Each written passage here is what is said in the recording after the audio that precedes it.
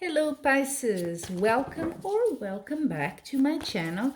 I hope you're doing well.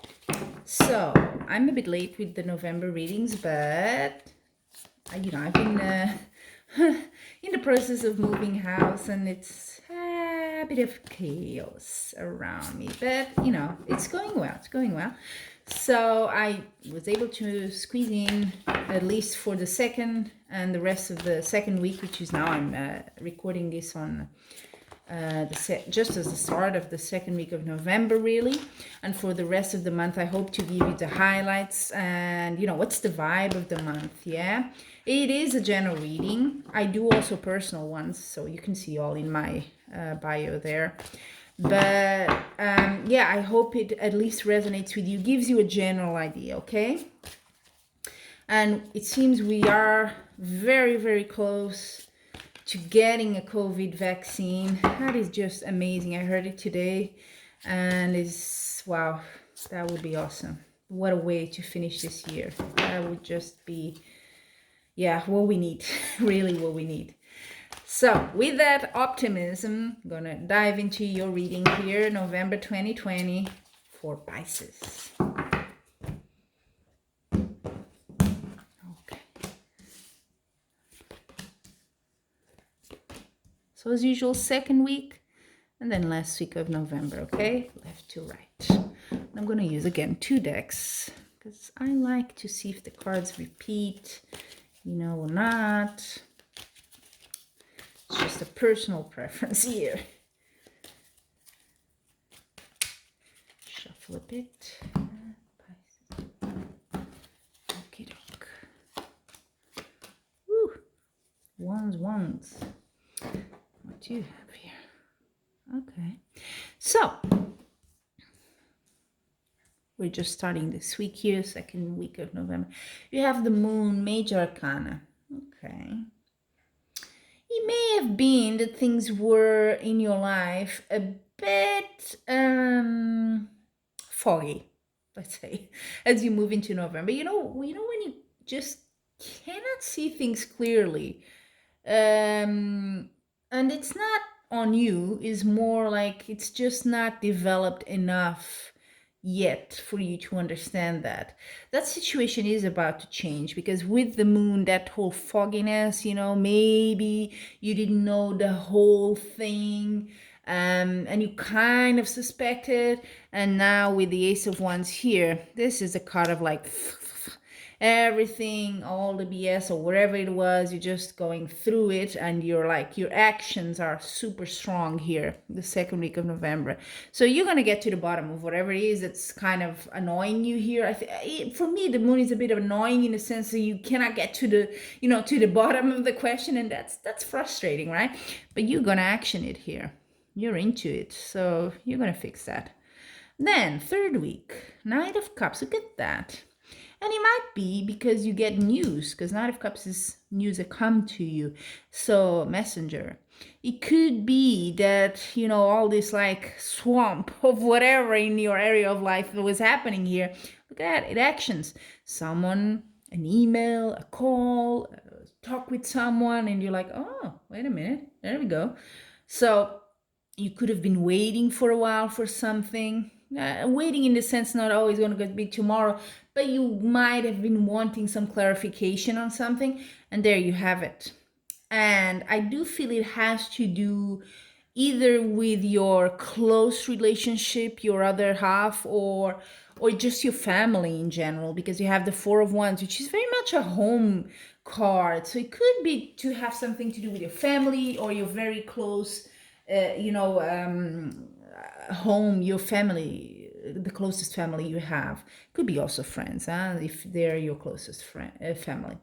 So yeah, definitely some sort of news comes to you, and it just brings clarity to this situation, and you're in a much better place here. It is good, and yet you're still confused. It brings something, you're a bit more enjoying your family life maybe as well, could be that, but towards the end of the month, you go back into a bit the moon in a different situation, because the moon is, you don't know exactly what you can count on. While with this card we have here, the Seven of Cups, you know, but it's just too many options. And you're kind of like, I don't know. Should I believe, You see, this is an interesting card. It has all these cups, and then one has a snake, one has a dragon. I don't know where they come up with it. The other one has like a sort of a ghost, but there's also good stuff. There's jewels. So you don't really know. You have options, which is always a good thing, in my book at least, but you don't know. You don't know what to do. And I have to say, with the Ten of Wands, this is bringing you down. So there's a really steep change here of mood with the Ten of Swords. It is a bit of a dramatic card. Doesn't have to mean you're gonna be that, depressed and I'm sad and all and stabbed with swords. Not that, but it is bringing you down. So this whole Pisces, I think you're one of the most emotional signs. That's at least what, according to astrology. So you feel things quite strongly, and this might be maybe for an outsider, someone else is like, oh, that's not a big thing. But for you, you're really feeling this intensively. And I'm I'm a Virgo, which is a bit of the opposite, but I'm surrounded by Pisces. So I know very well the Pisces sort of psyche, and mine as well. I'm the opposite, But this would annoy me as well, because I'd rather just have sometimes one or two options. It's just easier, right? Make up my mind, done. Here, there's just a bit too much choice, and that's really, doing something to you. But look what you have at the bottom of the tarot, the deck. King of Swords. This is a card of decision. You need to be decisive here. You need to be rational, which might be a bit hard. You need to leave the emotion a bit behind or to the side and just stick with the facts. That's what's going to guide you here in this situation, whatever it is. Is it a relationship? Is it a family matter? It doesn't really tell me. I'm leaning more towards emotions or something to do with the family, which can be, your husband, your wife, can be your children even, whatever it is. You need to be decisive and rational. Yeah, don't go with the heart here. Go with your mind, with your brain. And let's see what the Oracle deck, I think that this would be, sometimes you do a reading and the Oracle, the card adds something, but not much. But I think to you it will be important. So I'm really looking forward to see. And if you're new, I always do the Oracle deck in the end. And it's more, when you see the card, what does it bring? What's the idea? What's the word or the feeling, whatever? That's a message for you, okay? It's not tarot, it's a different vibe, but I hope it can help you, okay, Pisces? So let's see, advice or message for all the Pisces watching.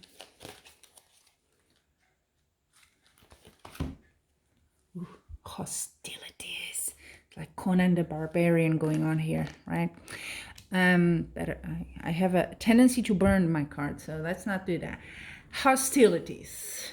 Okay. Is it, it can be many things. I'm going to draw a second one because why not? There we go. All tied up. That makes more sense. You cannot make up your mind.